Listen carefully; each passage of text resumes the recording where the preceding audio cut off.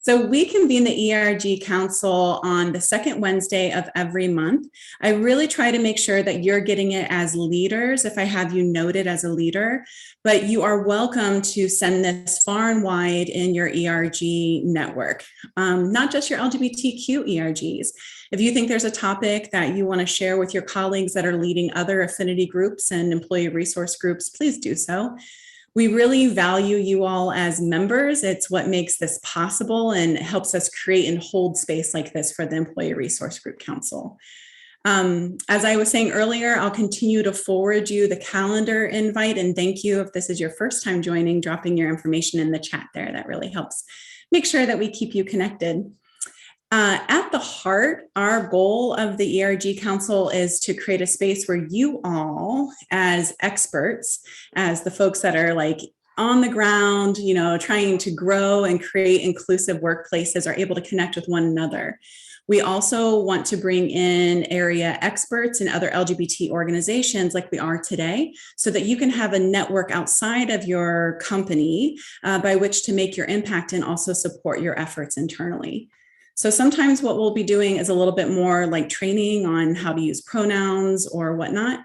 But a lot of times what we're seeking to do is give information, have Q&A, conversation, and small breakouts and roundtables. So next month on March 9th, I'm really going to need you all to lean in to help make this successful. One of our new goals for this year is to better support the LGBTQ centers on the area campuses. So we're convening that group of LGBT center leaders about quarterly, and our aim is for us at Plexus to lean in and hear what they need. We know that they need some support around career readiness, that they're interested in creating some pipeline and internships to area companies and organizations. And also, we're going to be organizing some LGBTQ focused career fairs, because there's something really powerful when we are the majority in a room, and we can really have open, honest conversations about how do you navigate your whole self. So, and at the top of this for me is to think about when we are first coming out of college into our careers, it's still about 40% of young professionals, those in their 20s or 30s, or when we're making career moves, that we go back into the closet in some way. So we know the work that you're doing as employee resource group leaders, you have a lot of expertise and connection to share. So what we'll be doing here is we'll have a short panel on the 9th, and then we're going to use breakout rooms by kind of sector or interest area. And so I really need a lot of you all to be in there so we can pair you up with these college students and just let them ask questions. I'll give you some prompts of how you can help lead that conversation. And that is on our event page to register. And then for the college students, we created a separate Eventbrite page. So if you have some connections with maybe your alumni association, maybe you're doing some mentoring already, or you have ideas for how we can kind of get connected, feel free to drop that in the chat and I'll follow back up with you. I'm also really excited for what we're doing in April. So kudos and congrats to all of you who survived the HRC Equality Index application, got your submissions in. I'm really proud of all of you who have done that, no matter what your score is. And then, yes, a big sigh of relief and celebration for those of you reaching that 100 mark. We're hosting this with 22 other LGBT chambers. So there are about 60 NGLCC affiliate chambers like us. But nobody is like us because we have all of you in our group. But we're partnering with these LGBT chambers all the way out to California. So they're going to be bringing their employer resource group leaders into our ERG Council in April. What we're seeking to do here is and then I need to pair those of you who have gone through this process before, you feel like you got a little bit of expertise under your belt, your company has reached 100, you've helped with the process in some way. I need you to let me know if that's the case. And then I'd like you to host one of the small groups so that we can have the folks who have never applied or maybe getting those lower scores and bottoming out at maybe 80 or below, so that they can ask those questions and do some problem solving and just kind of sharing challenges that we're experiencing, best practices and lessons learned. So really going to be leaning in on you all. Again, if you feel like you could help lead one of these small groups, don't worry, I'll get us together and I'll walk you through it and I'll give you some prompts. So again, you can use the chat to drop that on in there. Okay. So today, I'm just going to give a brief overview, and I've invited our friends from Equality Ohio. Gwen Stembridge is probably a familiar face to many of you, and hopefully this is the first time for you to meet Gwen, and Maria Bruno from Equality Ohio. We're really excited because Maria joined Equality Ohio in August as their Director of Public Policy. So what we're wanting to lean in here on is the fact that in your employee resource group, many times you're having conversations about internal policies, but you also have this opportunity to really leverage your group, your space, your connections, and the company around greater areas of advocacy and policy. Now that's all the way from election, like how to help people get registered to vote or raise awareness about the different policies that are coming up. And then also specifically how they will affect us as LGBTQ folks, right? Because we know that there just continues to be ways to limit our equal and fair access, but always thinking intersectionally. So what are the issues that are pressing? What are the areas of policy advancement and continued advocacy that might be happening for people around ability, gender identity, race, and so on? So we know that last year, the Equality Act was introduced, and it was introduced in both houses. And what we're seeing continuously, and I hope that you all know how much we appreciate this, is that when society or policy lags behind, we've seen increasingly corporate America and large organizations step up.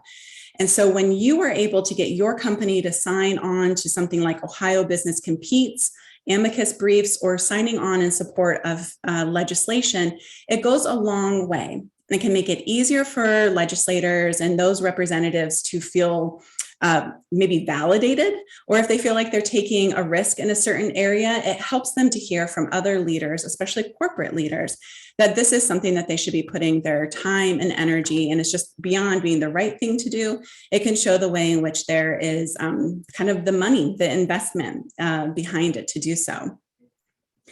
Another reason why advocacy and policy work is an important part of what you can do within your employee resource group is because we know that younger generations, 47% of millennials, believe that the CEO, the head of companies, and then also internally within other degrees of leadership can have a responsibility to speak up about issues, both what's happening inside the company and ways that that's affected outside in larger society. And then the other thing that we're seeing is the way in which consumer trends have been in greater and greater alignment, that it's expected for the company to be able to take a position. And those positions can be specifically taken around LGBTQ visibility and inclusion. And then, as always, it's nice to remind people that money does talk sometimes, right? So we know that the buying power of the LGBTQ community worldwide is over $3.7 trillion. But also we know that our allies are seeking to invest in companies, small to large, that align with their values and ensure that their loved ones and family members can be included. And so I'm also just sharing this deck as a way for you to start to think about how to take these bit of a snippets to make your case around when you're doing smaller groups and also having their conversations at a larger level. And there's some useful links that I'll be sure that I include in there. It's similar in the nonprofit sector for any of you that are involved with nonprofits. We're always looking for how does what we're doing align to our mission? So this is the same thing. How can you research and define and help higher level decision makers see the way in which a policy matter directly affects a company's bottom line, your employees, maybe yourself, your customers, and your ability to grow? It's also important to find short, clear ways to name the public policy's impact in those business terms. Again, a lot of times that we're having this conversation around, and it goes back again to just the growing workforce wanting to work at places where they can be their whole selves. And so it really is this huge case around talent and talent mobility. And I would be remiss if I didn't remind you that as Plexus members, you can post on our job board and we need you to. It is one of the main reasons that people come to our website. They're looking for inclusive workplaces. And so it's a major part of your membership benefit to post on our career board. You can post evergreen, and then you can post specifically like focused positions, and it's unlimited. So not only are you helping us fulfill our mission, you're helping our greater LGBT and allied community, but also you're taking benefit, your membership benefits. And then where and how you can assess your company's standing on a public policy issue. And you're a part of the company. So it can be these smaller conversations and just getting kind of a pulse of how aware somebody is with a public policy issue, which you're going to hear more about here at this Ohio level today. Just getting that pulse and seeing the ways in which people might be directly affected by something that's discriminatory or lacking in equity. And then you can capture those stories and then see in what way your company is willing to take a broader stance. Of course, you all have done this, right? You're leading employee resource groups, so I know that you've done some influence mapping. You've been thinking about who makes the decisions, what are the concerns and priorities, and how to make the case for an LGBT ERG, looking at what stakeholders across what sectors and places within the company that you need to engage. And then, of course, working your way up from your ERG leadership, your executive champion, and your other ERG leaders. This is always an opportunity for us to grow our allyship within our own ERG and from ERG other leaders to us. And again, in the chat, just a reminder, if you have certain resources that really come to mind, if you have ways that you want to share how you've done this well, or maybe you've ran into challenges, you can share that in the chat. And then we're going to be leaving time at the end for you to be able to share those. And it's just that continuous quality improvement, right? Identifying your internal stakeholders and your external stakeholders. And again, one thing that we seek to do here at Plexus is to make sure that you have ease of access to other LGBTQ and other organizations that align with your areas of impact that you're wishing to do internally and externally. So we're always here to be a good referral within that nonprofit sector as well.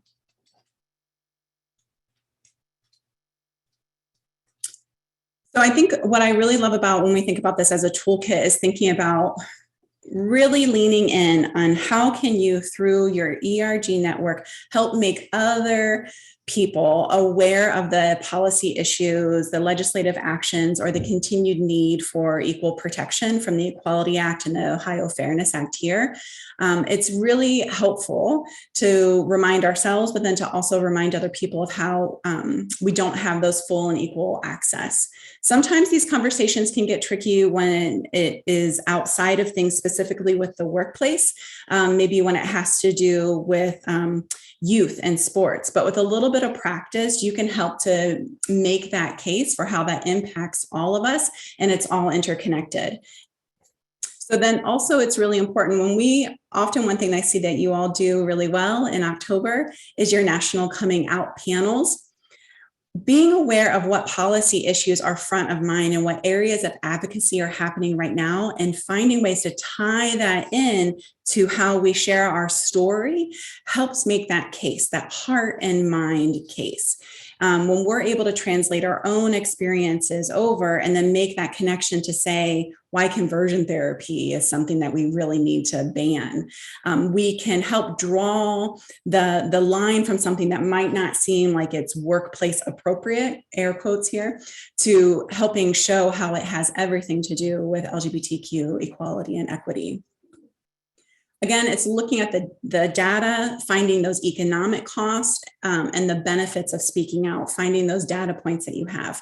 And of course, share those here in the chat now, or circle back and send an email to me, and I'll make sure that I put that all together with what I'll be sending out on Friday. I am really proud when I think of all of you who have institutionalized systems of inclusion within your workplaces. And I know that you probably are aware of how you have to keep your eye on the ball. So once that policy is institutionalized, how do we have to keep ensuring that assets, resources, and the supports needed for that policy internally to work within a system? And then, of course, how can you share that story outward? I'm looking for you or other information that we can help make available to other people when you have wins within your company, and then also encouraging you from an HR and recruitment standpoint to make sure that you celebrate that, put that on your LinkedIn and share that externally, because it does help to change the tide, kind of that positive peer pressure, and of course with your talent acquisition. And of course, we're just having to deal with misconceptions. And one area I think about me as an ally, if I were in a corporate setting, that I know I would need to really check my misconceptions and continue to help bring along other white allies, is with regards to continued conversations around like policing and racial discrimination and these other conversations, that there can be a lot of misconceptions, especially when we're in a predominantly white organization. So always look for those places that we're challenging misconceptions within the company and our own, and where there can be intersections. I just feel like for me, as a gay woman, it makes me feel more attuned. And when I see these data points and I find these businesses cases that support LGBTQ equity and inclusion, I am always seeking of how I can translate that for other identities, and then build that greater affinity and allyship. And again, these are some of these misconceptions. We know that we can still have a hard time when we're talking about public policy, because we have a very divisive partisan landscape. But the fact of the matter is, the data shows, all the polls show, that over 70% of Americans support federal non-discrimination laws for LGBTQ people. And so that's across every political party and affiliation. And it's also, we can hear the way in which companies don't get involved in politics. And aside from making the case that LGBTQ people are literally that, people, not politics, we can find ways in which we can then redirect and make that case, whether it's a personal case or sharing the other ways and the data by which equal protections just provides for people to have a better company culture and have healthier lives, right? And just economic development, economic prosperity. Again, it's always going back to this recruitment and retention of top talent. And I don't think there's any reason to shy away from that, especially now with everything that's happening post-pandemic. Talent acquisition and retention is critically important. And if this is, and having inclusive workplaces where employee resource groups are really supported, and you're able to talk about advocacy and policy and the whole spectrum of identity, then that's an easy win for making sure that you're able to retain your talent. And with that, that is my kind of quick overview. And I'm going to be sending it on over to Maria, Bruno, and Gwen. And if you all could just take a moment to introduce yourselves and settle in, that would be great. Hi, everyone. My name is Maria Bruno. I use she, her, or they, them pronouns, and I am the Public Policy Director of Equality Ohio. I joined Equality Ohio in August of 2021, so I've been here about 6 months now, but previously I was with COHIO, the Coalition on Homelessness and Housing in Ohio, doing policy and organizing there. And I have an eclectic background of a variety of other nonprofits and public interest organizations, but I have been deep in the weeds of policy work for some time. And I hope today to share a little bit about just like kind of the bills that we're watching and why we're watching them and what we're kind of hearing about them. But I will first let Gwen introduce herself. Thank you, Maria. Hi, everyone. I'm Gwen Stembridge, she, her pronouns, and I get to serve as the statewide Director of Strategic Partnerships. I'm based in Cleveland, have been with Equality Ohio now for almost 6 years, which is wild to me, and have worked with several of you on whether it's local non-discrimination ordinances or just, been together at Plexus things or at Pride and various places around the state, and also been on some panels and all of that. So I'm such a big Plexus fan and grateful for all the work that you all are doing within your companies to make them more inclusive. And you're really part of that lived equality. When we talk about legal and lived equality, y'all are making that happen. So I'm super grateful. Back to you, Maria. Thank you. And Amanda, if you wouldn't mind putting our slide deck up. So first I'll mention the Equality Act, which Amanda did already cover, but that's the National Non-Discrimination Protections bill that would provide codified non-discrimination protections. We do have case law that the implication of following that case law would be that we have non-discrimination protections for LGBTQ individuals. That decision is known as Bostock, is sort of the shorthand that you will hear, similar to a Obergefell for marriage equality. Bostock is for more generalized LGBTQ non-discrimination protections, but it's not in the code. And I think if we all have learned anything in the past few years, it is that being in the code, something being explicitly in the code versus just a legal precedent is really important. So this would actually put it into law. So we have been working with a variety of partners and allies to continue to try to get Senator Portman's ear on this specifically. Senator Brown's sort of already on our team. We know that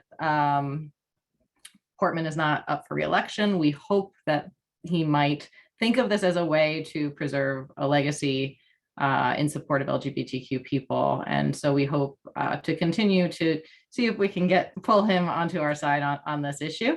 If anyone has, I'm sorry, if anyone has personal connections or an interest in being more involved in that, at the end of this, I will talk a little bit about if you're interested in engaging lawmakers, how we can work together on that.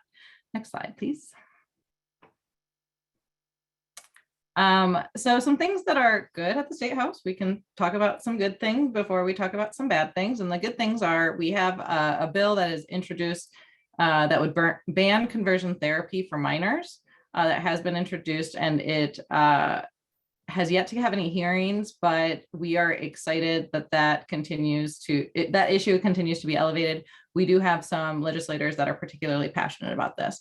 This has not been our focal point because we've had a lot of defensive things to handle, and also we have really prioritized general non-discrimination protections, but it's an issue that we continue to care about a lot, especially as the conversation is often around what is good or not for children. And so that is a very hot topic right now. So we hope to correct some misconceptions, and within that, conversion therapy is a piece of that.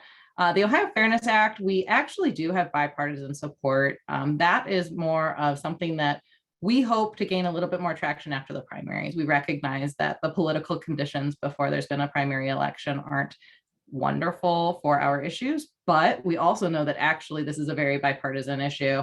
And so we hope that when everyone is sort of courting the middle rather than the extremes of their party, that we can have some luck getting bipartisan cooperation and pushing that bill through.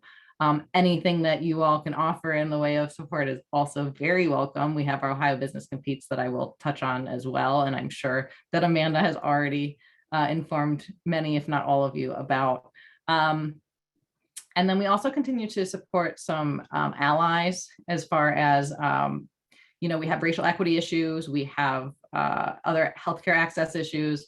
And so we do peripherally stay involved in those topics because we care about them as organizations that want to regularly show solidarity along race, gender, class, all of those embedded intersections. We want to make sure that we are a good partner in that work. And so there are some positive criminal justice reform things that are happening right now that we are excited about. The death penalty being hopefully finally put to bed altogether would be a really big victory to us. And we also, cash bail and protest bills are something that we've also been passionate about because those bills were intended to limit protests, but we know that like our whole movement is founded on Stonewall, which was a protest. And so it is really a foundational aspect of social change, and we recognize that importance. Next slide, please. The less fun stuff, I mentioned the anti-protest bills. Those have not necessarily come up in conversation a ton recently, but they were a big topic of conversation this past fall. Election-related stuff, there is a voting rights bill or an election-related bill that we don't love and we are watching, but it also is not, the redistricting has sort of taken over the whole conversation whenever elections or voting are brought up. So that's the topic of the day right now. But we continue to watch those, as well as the quote unquote anti-CRT bills, also known as the anti-honesty in education bills. Those are still live. There are two different versions of it that are slightly different. One of those versions has specific language that is particularly damaging to LGBTQ youth. It has just kind of like a wholesale ban on the topic of discussion, and it kind of goes out of its way to carve out some particular targeting of LGBTQ inclusiveness. So our hope is that those bills will not move forward. There is also an increased effort for curriculum transparency. And we have no really objection to curriculum transparency. This is more, we are at least in conversation with some of our allies on the honesty in education topic, and we want to be aware of potential just like logistical burdens that might bring, but it certainly would be preferred to curriculum bans. So we are glad that they are at least moving in that direction. And finally, we have two efforts to limit trans youth healthcare and trans youth participation in sports. Oh, I'm sorry, I didn't update the slide. The trans medical care does have a bill number. It's HB 454. You might hear it colloquially referred to as the SAFE Act, although I discovered 2 days ago that there's another bill that people are calling the SAFE Act. So doubly a reason to not refer to it that way, but HB 454 is a trans youth medical care ban. And what's important to note about this is a few things. First of all, a lot of people don't really actually have a good understanding of what trans youth healthcare looks like. It is often largely a socialization, counseling, working with a parent and a doctor and a social worker, if that is, if that person is also looped into the conversation, but it's a very holistic process. So it would ban any part of that holistic process. It wouldn't just be, a medication ban or anything specifically. It is very broadly written. All of the hospital associations actually, before we even said anything, spoke up against this bill. It is contrary to medical best practices. All of the medical organizations that work with the Pediatrics Association and children's hospitals and all of that, all of them don't want this bill. And so this has been often framed as something that is, there are two equal sides to this, but frankly, when you talk to anyone actually invested in the process that this would affect, they are pretty universally against this measure. The next is a trans youth sports ban. That was a big issue last year. Nationally, it's a really big issue of conversation. This year in Ohio, it has not been the forefront topic, except for sort of a handful of people who have really made that their, anti-trans advocacy one of their primary issues. But generally, I think most people recognize that trans youth participation in sports is already regulated by the high school association. They have been really great partners in helping spread the word that exists. A lot of people don't even understand that there is already sort of a process in place that has requirements. And it is very different from other states, by the way. So this is a state level regulated thing. But anyway, as far as we can tell, that bill is by itself not really moving. What we have seen is an effort for it to be sort of sneakily snuck into other unrelated bills. And so that is something that we diligently watch. We hear rumor of every once in a while, and sometimes we can, stop it before it even starts. And, at the end of the day, we can't control what any of the legislators do, but we are ready with a big long list of advocates for both the healthcare ban and the sports ban, of people that are ready to speak up on our side on this. Next slide, please.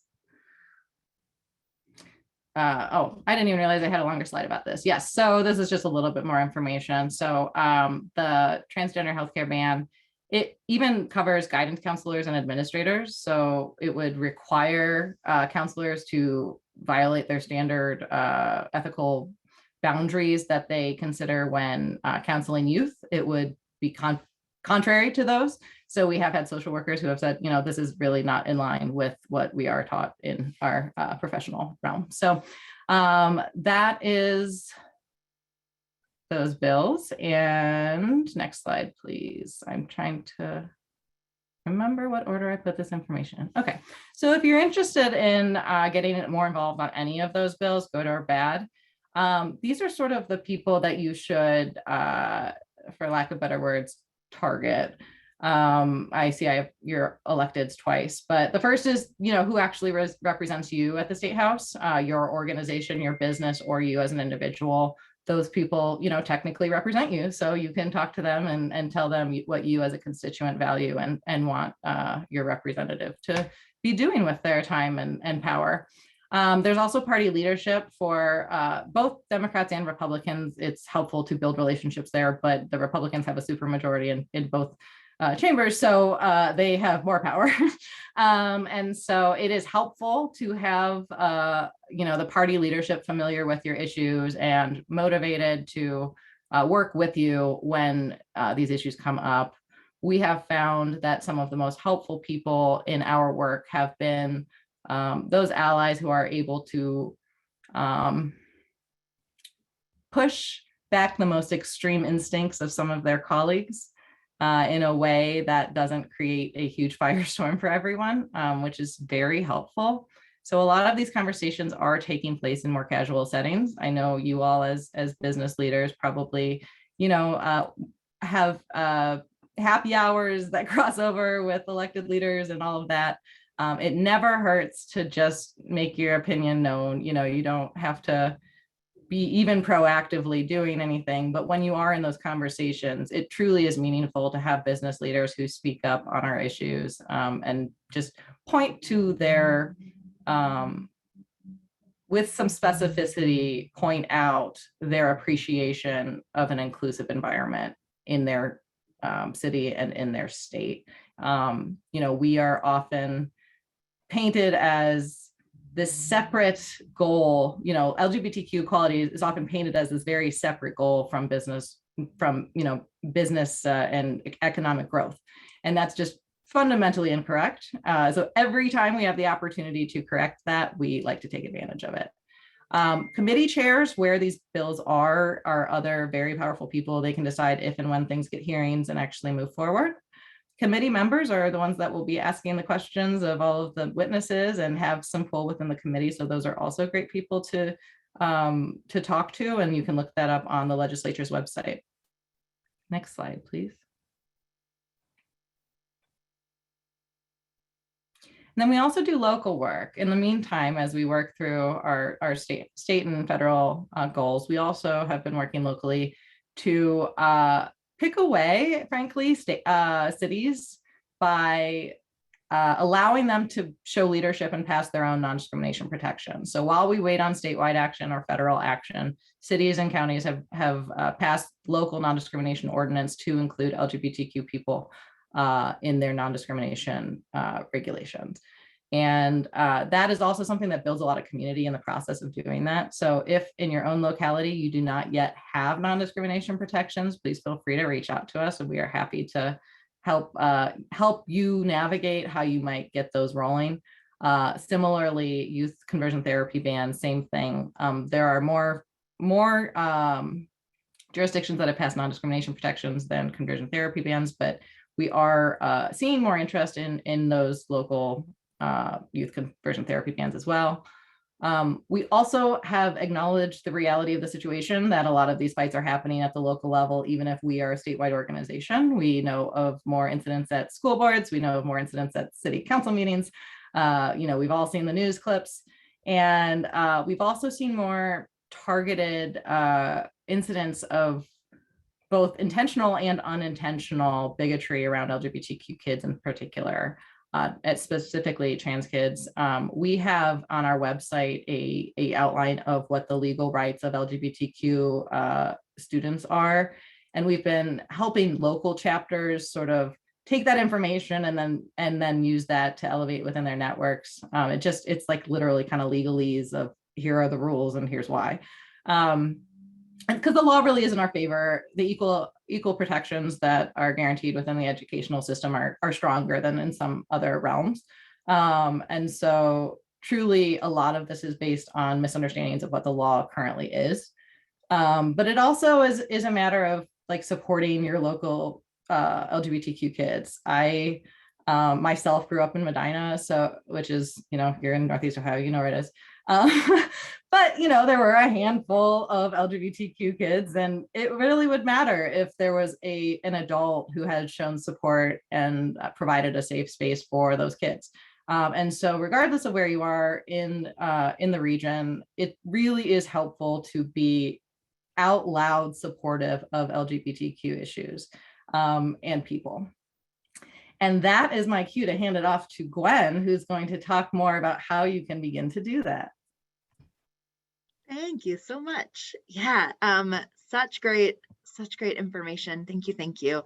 And really, we're a statewide organization, but as you can see, we're doing things on the federal level and on the local level, and within municipalities and schools. Just we're trying to cover a lot of ground here, and can't do that without advocates like you and folks showing up to do the work in all the spaces that you're in, and with all the relationships that you hold. So just a couple highlights of ways you can get involved. The Youth Advocacy Coalition is a list of folks that we keep that want to take action around especially ensuring that LGBTQ youth are included in all the opportunities that all youth have access to. So sports and education in the school system and engagement and all of those opportunities that help our youth to grow.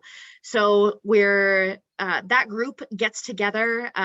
It's really there's a smaller leadership team that we've worked with, but then there's a larger list. And if you want to be on that list to get specific action items related to youth, LGBTQ youth in Ohio, you can join that list. I'll put the link in the chat. And then Ohio Can Play is our statewide campaign that is specifically targeting these bills that are trying to say that trans kids can't play sports. And so we're saying, no, actually, Ohio can play. We can do this. It is okay for trans youth to play sports. We need them to have access to sports just like any other kid, because we know that sports build skills. Anybody here, built some skills from sports, whether it's teamwork, how to win and how to lose, how to be a good team player, right? All of these skills. And so if we're excluding the trans community from that, we're really losing lots of opportunities, not only for those youth to grow and get those experiences and those skills, but also for any other youth to benefit and experience the wonderful qualities that the trans community brings to the table and to the field. So we're asking folks to submit a 1-minute video. We actually had a meeting last night and had folks really quickly just record a 1-minute video, and we're going to share them on our website. And we're also going to share them with legislators to say this is the basics of someone sharing your personal story of why this is important to you, whether it's, what your experience was like playing sports growing up, and that that there is value in sports. And so trans youth should be able to experience that, or whatever your story happens to be. So we're asking folks to make those videos. And that's part of that campaign. We're also making some asks of some bigger sports teams. We maybe had a meeting the other day with the Guardians. So we're hopeful that we may have some movement there from some of these bigger sports teams that'll really amplify that, because we know that they're on board. We just need to hear that publicly. And then, we're always looking for hospitals, doctors, even students who are working in medical school on their fellowships and all of that. We would just love to hear from you to submit testimony opposing the affirmative healthcare ban. So opposing the ban, standing up for trans youth. All of this is about just standing up for the LGBTQ plus community and raising your voice to support our community. So those are some of the ways. I'll just also, there are several things coming up that don't have links yet, but just keep your eyes peeled for some regular ongoing onboarding with Equality Ohio as an opportunity for you to just say, hey, what's Equality Ohio all about? Let me go to this 1 hour session and just learn a little bit more about how I can get involved. It's a little bit more of a personal approach.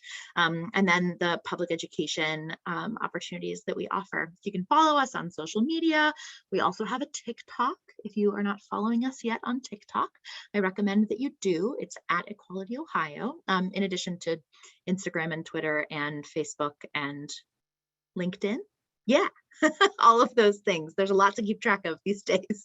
But yeah, those are all wonderful opportunities. And the last one I'll plug is Ohio Business Competes. So you may not be familiar. Yeah, you can go to this one. That's great. Thanks, Amanda.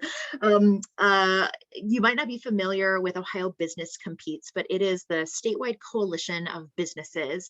And many of you I know are already on it, but it's essentially lending your brand to ensure that we have these basic non-discrimination protections in Ohio. It is just ridiculous that it's 2022 and we still don't have these basic protections for employment, housing, and public accommodations in Ohio for the LGBTQ community.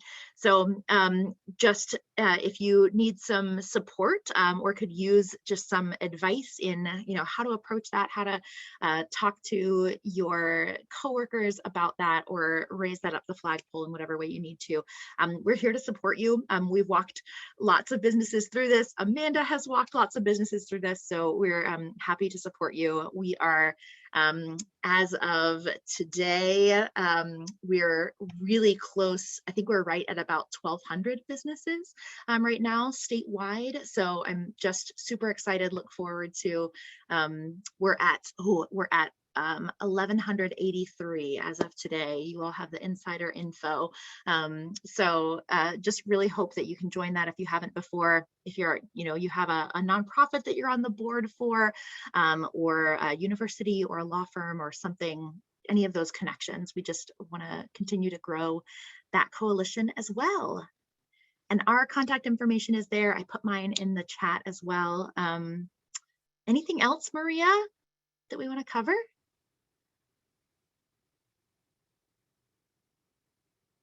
Well, then we'll pass it on to Amanda. Thank you all so much. So I'm like in the sun. I'm totally washed out. So I'm just going to kind of be here in the shadow. So we have time. We're here at the 4 o'clock mark. And there were some questions that were in the chat earlier. If you're still on and you want to ask it, I know that Tasha, you were asking about if anybody had any specific ways to help make the case for economic impact, whatnot, or if you just want to come off of mute, you are welcome to do that and just ask any specific questions. I know we covered a lot of different things. I'm going to try to put some sunglasses on.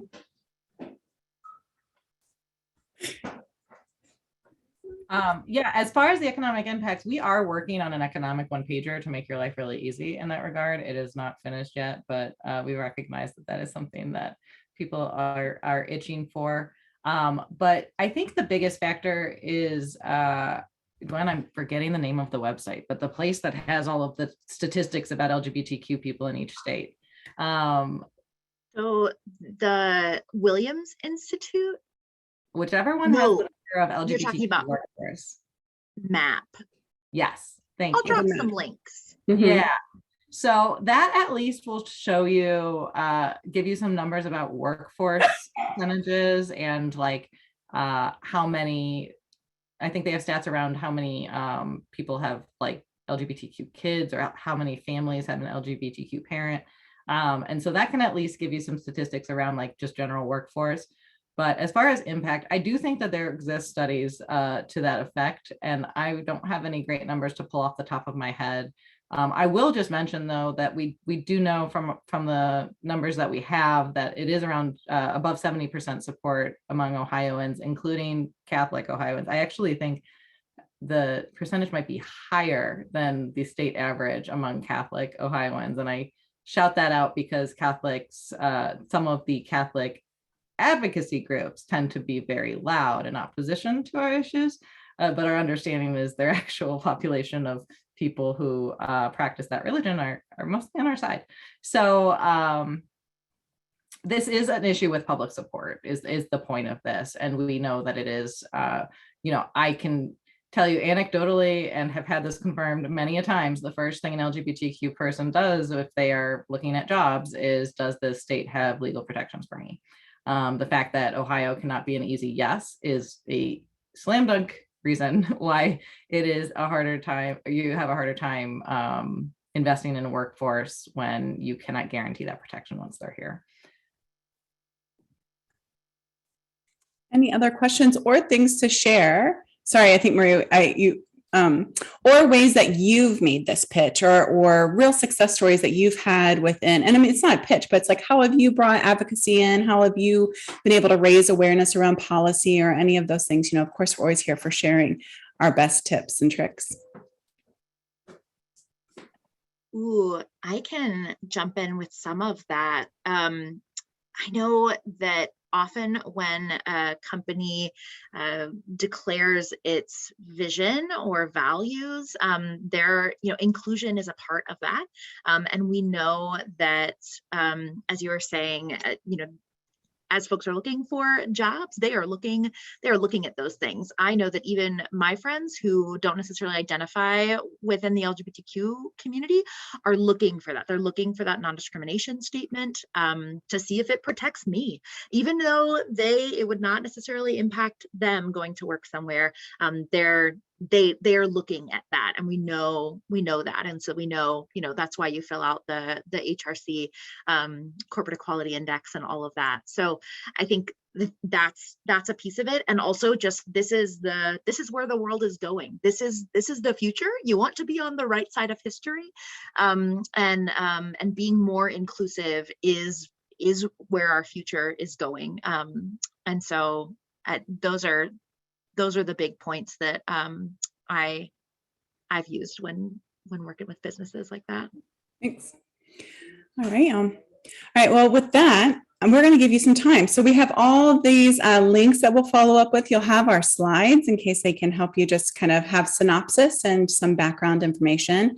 And remember, if you haven't already, but you believe that you that you'd like to host one of those small breakout rooms when we're bringing in the college students, there's nothing to be afraid of. Everybody's an expert in your own way. So we'd love for you to help us out with that. And then also with the HRC getting to 100, the CEI getting to 100. If you've done that well, I saw some of you already dropped your stuff in there, your chat, that would be great. And also I did have a question earlier. We'll try to figure out how we're helping the healthcare institutions get in there, because you have a different index. So we'll shift and make sure we get enough of you all in the room.